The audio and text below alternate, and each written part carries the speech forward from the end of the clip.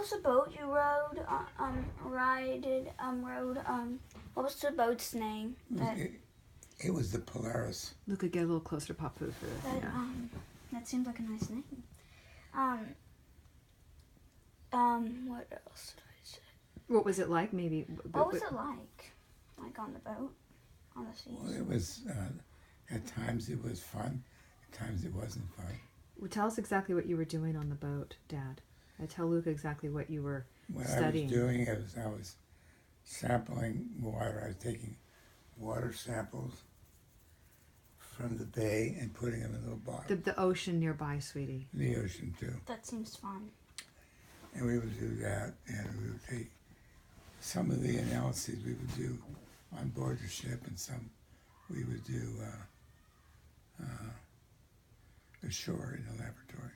What do you want Luka to think about when over the next coming years when Luka is thinking about the things that he likes to do in life?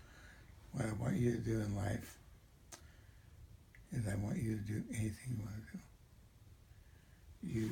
Whatever your favorite thing is, if you really like it, then you will start doing that. And maybe you'll be able to study it. Yes. If you're interested in biology, for example, you'll start taking interest in animals or plants, and then you start collecting them, and you go visiting, to see them, either in an aquarium or zoo or out there at that place we should go to, that fossil place.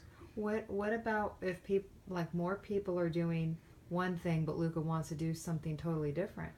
Well, you do what you want to do. Sometimes people say, well, you don't want to do this particular thing because too many people are doing it and you'll never find a job. Or it might be that, why do you want to do this thing? Because what you want to do, nobody's doing it because there's nobody interested in doing it. You see what I mean? So either way, you have to be very careful about what you decide to do. What if someone tells Luka there's something that he can't do? What if they say, you can't do that, you'll never make it? Well, they might be wrong. Well, that's right. They might be wrong, and chances are they're probably wrong. But again, you have to be realistic. If there are, 10 boys in your class, and you all want to be a quarterback, and 8 of the 10 are better than you are, then you might say to yourself, well, do I really want to do this? Or can I not be a quarterback? Maybe I can be an end or a guard or a receiver or some other part of the team. Or, Dad, did you do football? I didn't do football because I hurt. Uh-huh. But I did football. When I was in junior high school, I went out for the football team. And we would have summer camps. So the first summer I was out there, and I got really great pains in my hip. Mm. And I had to quit.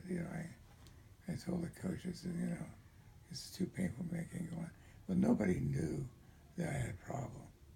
We never looked, but, it's just, so that was the closest I got to football. I was never in any competitive sports. You weren't? No. But your life wasn't any less for it, right? You just had interests elsewhere. Nothing. There were a lot of us doing other things. One of my interests were being in the band. Really, Dad? Yeah. That's really cool. And what instrument did you play? I was a percussionist. Played the drums. I was like Nicky. Great. That's really cool. And I loved doing it. I did it in 8th, 9th, 7th, 8th, 9th grade, and then 10th, 11th, 12th, and then my first year of college, I played in the band. That's nice. It was a lot of fun. What was it like when Luka was born, Dad, for you? We were so excited that Mommy was going to have a baby. And we knew Mommy and Daddy did want to have a baby. When they finally succeeded in conceiving a baby, we're so excited, very, very excited. And so when you were born, it was a beautiful, beautiful event. Beautiful event. And what do you want Luka to remember about you, Dad, as a grandfather first? What do you want Luka to remember about you and him? I want you to remember that I always loved you and I was always there to see you. And I used to love to play with you, but not too much because I couldn't do what Grandpa's doing because I couldn't get on the floor. Well, you were still a really good one. Yeah, yeah.